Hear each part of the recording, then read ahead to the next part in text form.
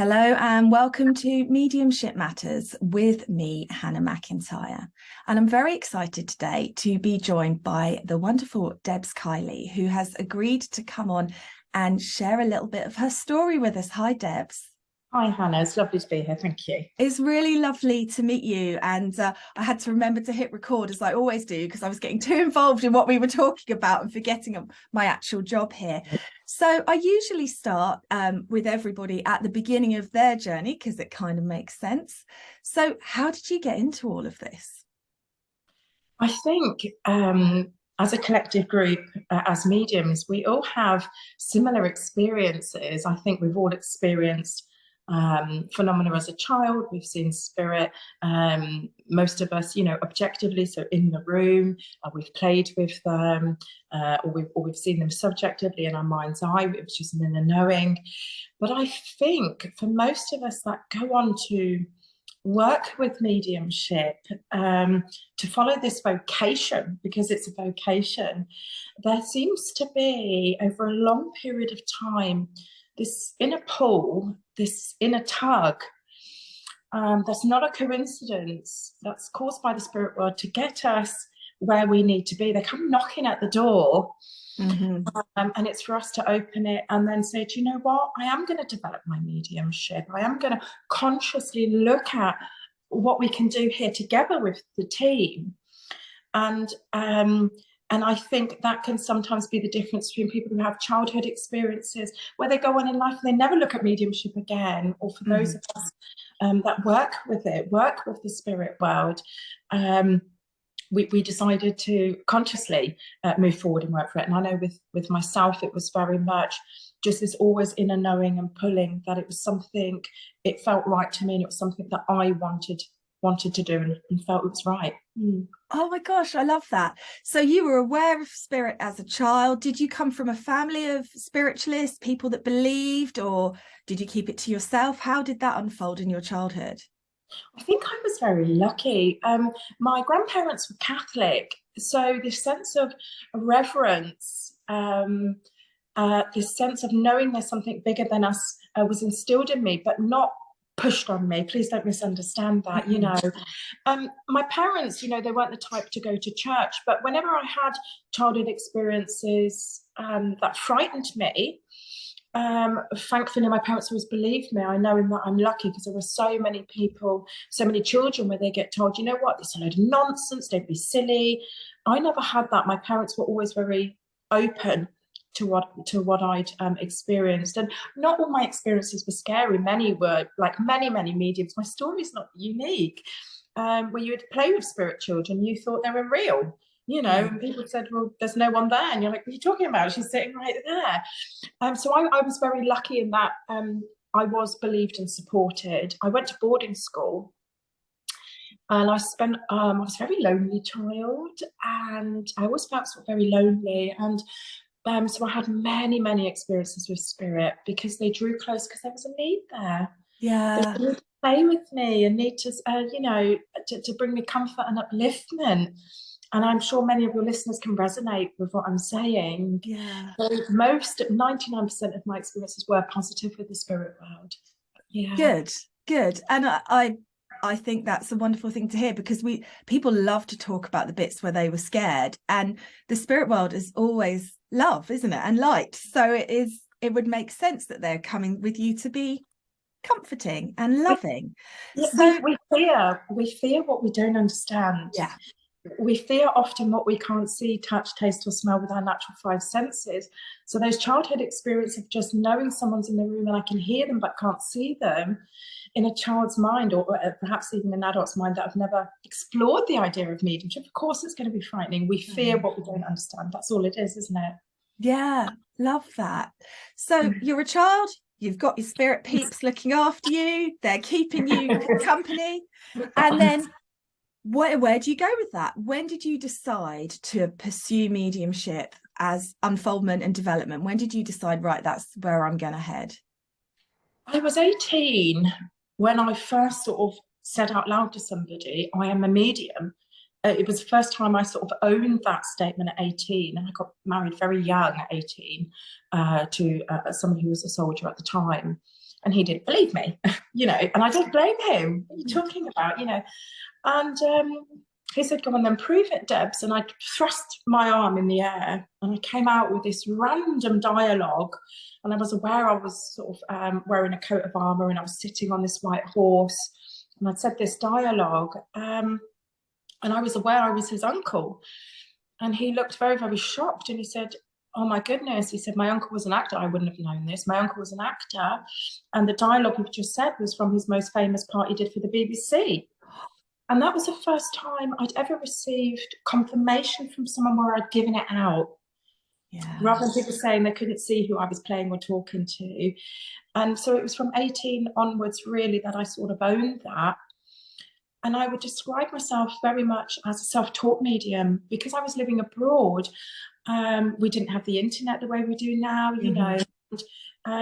So I just began by doing cards. And then what would happen is spirit people would come and talk to me. And I'd literally, while I was doing cards, just repeat what they'd said to me, what I'd seen, what I felt and knew.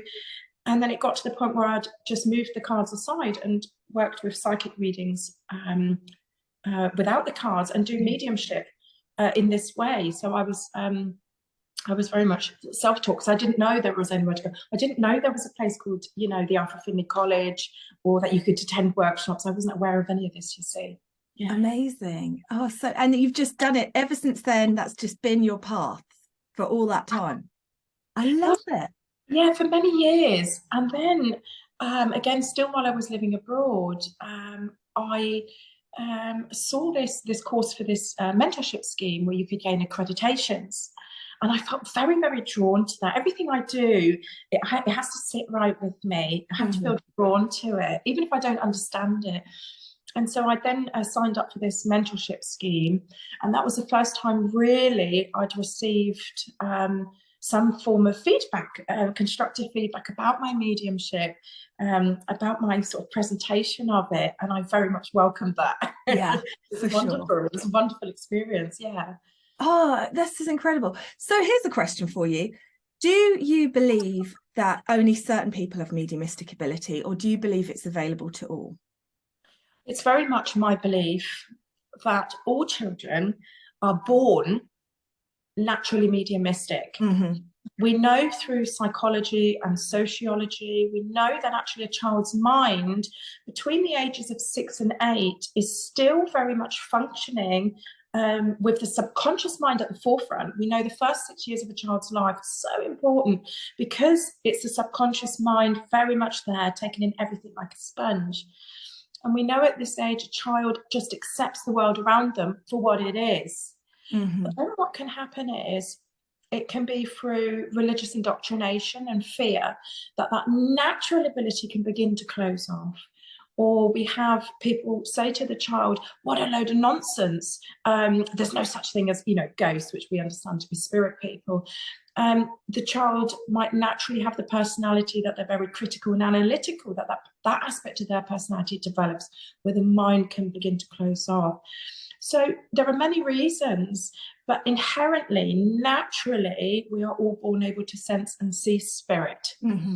And it's not to say it can't close off and then later on be opened up again in life. We know this is very common as well. Yeah. You know, yeah. I mean, that's what happened to me. I have never seen spirit with my physical eyes, and I sit here as you say it going, come on, pieces. We can do this. But I would love to. But then I also think that perhaps that helps me with my teaching and stuff, because I kind of attract the people that have fumbled into it like I did and went, what the hell is this? This is amazing. So I love that. So you do loads of teaching, don't you? Because I've been nosing on your social media. You are here, there, everywhere, all around, teaching people. Is teaching a big passion of yours? I'm assuming it is, as it takes up a lot of your time. I'm so passionate about teaching. What I love about it is when the student has that aha moment, I think teaching is not a selfless act, because we have the privilege of going on this journey with the student for a period of time, and hopefully bringing out the potential that's there with them at that moment in time, because we know development is ongoing, it shifts and it changes. I like the fact that we are dealing with, when we're teaching, different people with different views, different experiences that come from different walks of life. That keeps it fresh and interesting for me. Yeah. Yeah. And when the student's mind is open and willing to experiment with me, it's amazing. It really is amazing. And to see the transformation in them, that's therein is the joy. Yeah. Absolutely. I can completely understand that. And working with spirit is about so much more than just evidence of spirit, isn't it? It's that knowing that they're there and that presence in your life. It can't help but change you. So as a teacher and as a working, demonstrating evidential medium, let's talk about the flip side of it. What are your bugbears in mediumship? What do you watch and you go, oh no, please don't do that? Ooh, controversial, I like it. I find, and I know I'm not alone in this, I find there have been times where I have gone to watch, I've randomly perhaps gone along to watch a medium, it's pinged up, and I thought, oh, I'll go along, and witnessing people working from a platform that are actually working psychically, and they're not working with the spirit world, the presence of spirit is not there. And that tells me one or two things. Either they're not aware it's actually that they're working psychically, or they know they're working psychically and are pretending it's mediumship. That's very difficult for me. I just feel a lot more development is needed before they should be on that platform. Agreed. We have a great responsibility to spirit.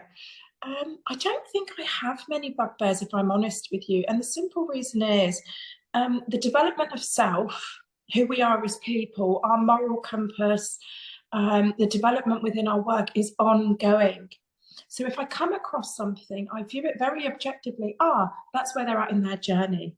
I don't take it as a personal thing. I just view it objectively and say that's where they're at within their development, and it's up to them then what they do with it. Absolutely. Yeah. It's always a choice, isn't it? You can choose to expand and improve, or you can choose to stay where you are, and that is our choice to make. I don't have many bugbears, no. Oh well, you're very calm and considered compared to me. I don't know. Regular listeners to the podcast will be going, God, Hannah's got a list as long as their arm, because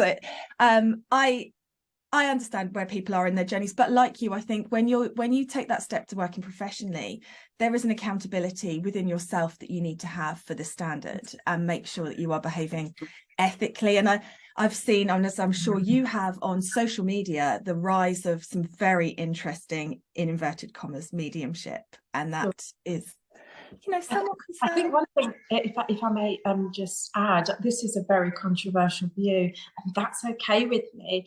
I would like to see a change in the law. I would like to see a time where people that go off to do hypnotherapy, people that are life coaches, counsellors, even to drive a car, one must do a little bit of theory, and undergo some form of a test. I would like to see something like that being brought in here in Britain. I'm not talking about expensive courses. I'm talking about somewhere where people could turn up and it just be verified that actually they are working with mediumship to a healthy, the key word is a healthy standard. Because as mediums, we have a massive responsibility, firstly, to the people we're representing in the spirit world.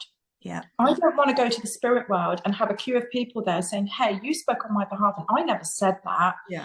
And we have a responsibility to the people here that we're reading for that sometimes hang on every word.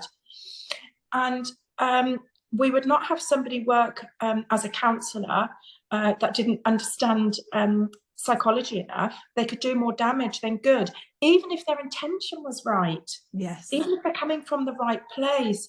And I feel with that, it would encourage a bit more development and understanding of the topic. I'm very controversial in this. I'd like to see a change in the law, that you have to have some sort of test that says, yes, you can now go and work with the public.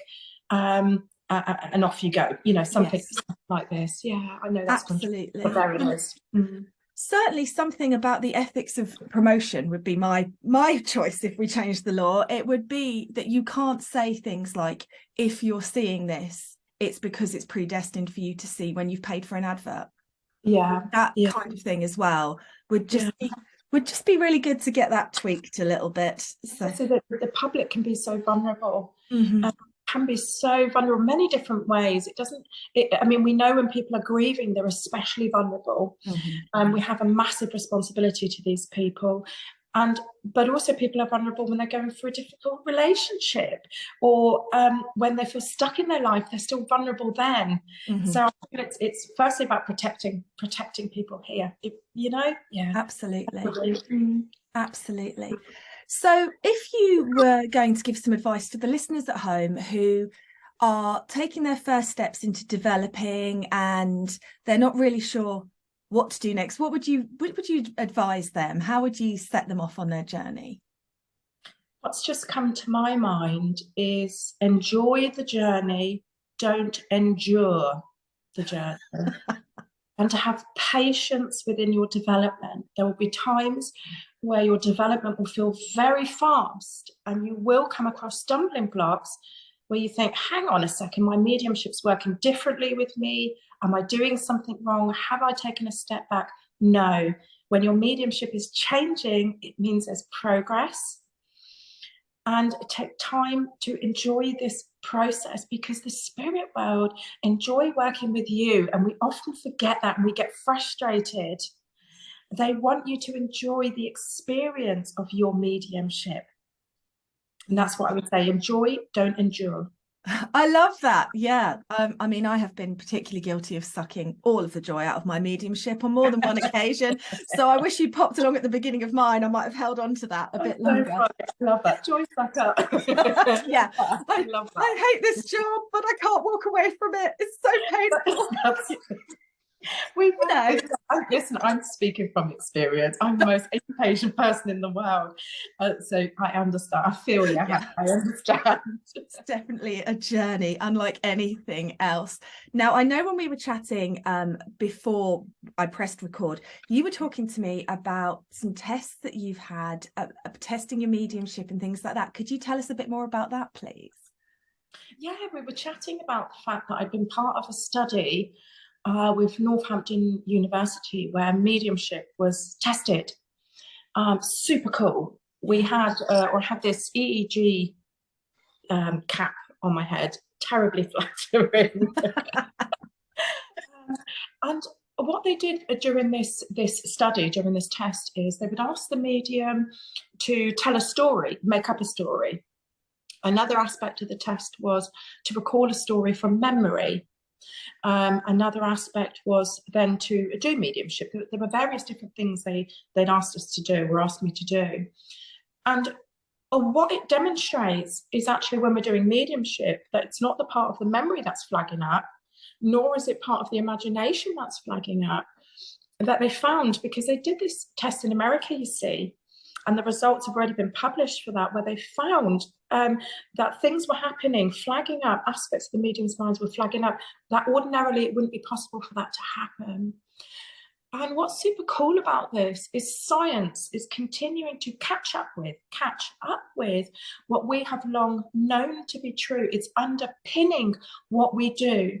We now scientifically fully accept there's such a thing as aura. We move and we think of quantum physics. There is no time or space. Yes. We know actually that every human body glows, but we can't see it with our eyes. So science is catching up with what we as mediums have long known to be true. I love this. You can't argue with science. It's so cool. And what an amazing thing to be a part of, because ultimately this could be a turning point for life as we know it in the human condition.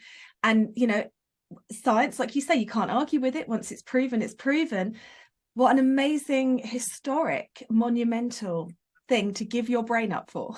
And I know they're now moving on to MRI scans. People are going into that tube and then doing mediumship, and where they're really getting to see the brain, things flagging up and highlighting in the brain in this way. So I feel we're going through a phase in a period of time where once again it's being scientifically looked at, because it's been scientifically studied extensively in the past. We know this, but once again it seems to be an interesting topic amongst scientists, so I'm loving it.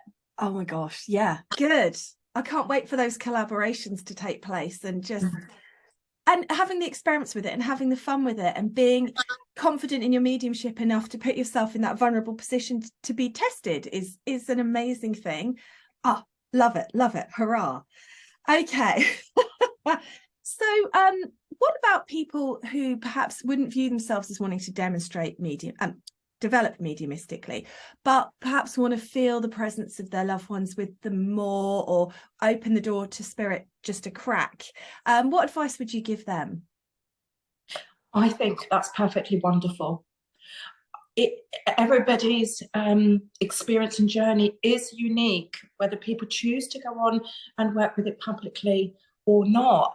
And I believe, dare I say, everyday people, so people that are not aware that they're mediums, let me put it like that are outside of our community in that aspect.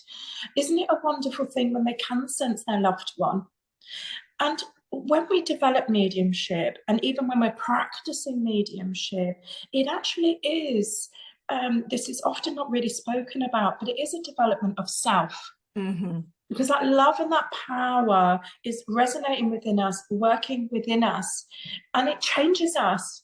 This power has the ability to change us as individuals, where we become perhaps even more compassionate, even more empathetic. We begin to see the world through different eyes. And a lot of people that I found, if I look to many students I've had over the years, is some are wanting to polish their mediumship for the purpose of continuing to work publicly, or for many it's also because it's just something they're wanting to do for themselves. And that too is wonderful, because it's a gift that should be there for everybody. The other thing I'll just add there is that as mediums, as a collective group, actually we're all inherently shy.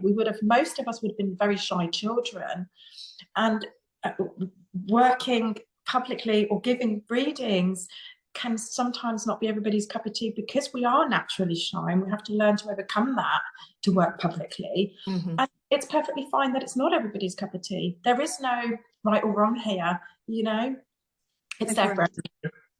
It's there if you want it, but if you don't, spirit up there with their arms folded, berating you for that. And I know when I first started development and people said to me, you can be on platform, I was absolutely not. You will never ever see me doing that. And now I do it all the time. So you have to allow yourself that space to grow and expand and change. 100. So give us some of your stories of when you've been wowed by spirit, where you've gone, blumeneck, this is pretty good here. I know you've probably got so many you can't sort through them now. I was just thinking there's quite a few. What comes to mind actually was my first public demonstration that I ever did. Listen, it took my team 2 years of pushing and pulling to support me, to encourage me to get on to work publicly in that way. And I remember I had to drive half an hour down the motorway, and I remember having a chat with my spirit team, and I was so nervous, and they said, it's going to go really well, you'll be very pleased at the end, don't worry, it's going to be fantastic. And I thought, that's all good and wow, but could you give me a sign in the real world that this isn't just me talking to myself? It was very much in the early stages of, is this me or is this spirit still me? And they're building that trust and confidence. And they said to me, Debs, you're going to see the number 7777. I thought, okay. So I'm driving down the motorway, and I'm looking at registration plates, and I'm looking at road signs and junctions. And I'd come off the motorway, and I'm driving through this big, busy city, and I am looking everywhere for these sevens, nothing. And I thought, wow. And I was literally 30 seconds from the venue, and I thought, well, that's that. That was my mind kicking in there. There was a massive billboard to my right. I came to a stop at traffic lights, and it was just fantastic. It went 7777 connect. and it was an advertisement for some texting system or something to do with telephones, 7777 connect. And I went, oh, thank you. Yeah. And it's really what I needed at the beginning. It was the first time I'd ever gone and worked publicly, and I was so pleased to have that experience. The other one that comes to mind, I mean, honestly, I could waffle here for ages. Oh no, I love it. I'm going to let you. The other one I had was, I'm also a physical medium. I'm not practicing physical mediumship at the moment. I did, but it's on pause at the moment. I'm doing other things. I'll come back to it at some point. But I kept having very, very heavy mirrors that I'd had on dresses and things go up, levitate, flip around, and go on the floor. And prior to that, I'd had an experience where I was woken up at night, and there was a spirit doctor. Well, that's how he presented himself symbolically anyway, a spirit doctor at the end of my bed. And I said, well, and I saw him standing there. I said, what are you doing? He just said, shush. And he had the what do you call it? Stethoscope? The stethoscope, clipboard. And I just knew that he was looking at me for some form of experimentation. I thought, interesting, went back to sleep. And then a booking secretary phoned me, and she said to me, because Spirit kept saying, you're a physical medium, you're a physical medium. This booking secretary phoned me. She said, Debs, can I just say, you've been having phenomena, haven't you? And I said, yes. She says, and they've been telling you you're a physical medium. I said, yes. She said, you need to be getting on with it. What's interesting is one of my sitters, a lovely lady, one of my sitters confessed to me that before she joined the circle, she'd been woken up by spirit, and there was a spirit doctor at the end of her bed. And I'd never told her my experience, and that was confirmation, you see, that the spirit world were already having a look at who's going to sit and who's going to come together. And I just thought, that's so cool. It was so organised. We know it's organised in advance, but that was proof for me that it is so organised in advance. Yeah, I'll stop there. I could go on forever. Oh no, yeah. wow, I'm loving it. It's amazing. Oh, it's so mind-blowingly clever, isn't it? That's what I always think. You see people all the time putting in controls with spirit. I need to tell spirit how to do this. And you think, good grief, the stuff they can achieve and do is way beyond anything we're capable of. They do not need instruction. And there you go. And yet again, I love as well. You can always tell it's spirit when you don't get a beautiful, walk into the light, young one. The path is laid before you. It's shh. Spirit to listen, they can be tough with me, but it's because I need it. Yeah, mine are like that too. My guides I perceive them very sarcastically. I don't know why, but I think it's because I'm sarcastic, so they talk to me in my own language. And yeah, I love that. I love it. So I know you've got loads of workshops and courses, and I'm going to put your Facebook in the show notes so everybody can click through and have a look. But you've got a workshop coming up in March, haven't you? Can you tell us about that? Yeah, it's on Zoom, and it's going to be open to all levels of understanding and ability. So that means for students who know that they're a medium and they're wanting to explore the evidential aspect of it further. Mm-hmm. It's also open for those that are already working with the public, so doing one-to-ones and on platform, and I'm very much looking forward to that, and there are still some spaces available. So I'm very much looking forward to that. I'm also running a workshop in the real world, can I say, in February in Yorkshire. There's still 1 or 2, I believe, spaces available for that. So they're sort of the ones that are coming up now that where people can still join. Yes. Excellent. And of course, you've got demonstrations coming up as well. I see one with a glass of fizz before it starts. So that looks rather lovely. Oh, okay. Yeah, glass of fizz. So I know where that is. That's in St. Neots. I just love that part of the world. That's in St. Neots. I mean, I do a lot online as well, a lot of online demonstrations. But yeah, that's but I don't even know when that is. I would have to I can't remember. I think honestly, I'd have to open my diary up. That's how you know we're really busy. We just go, it's a date coming up, but it's on your Facebook page, so people can check it out and come and see you work or see you work online. So that's brilliant. Thank you for taking the time to chat to us today. It's been really lovely to hear your story and for you to share your knowledge with us, because that will really help everyone that's listening and trying to develop. So thank you very much. Thank you, Hannah. It's always lovely to be invited. Thank you so much.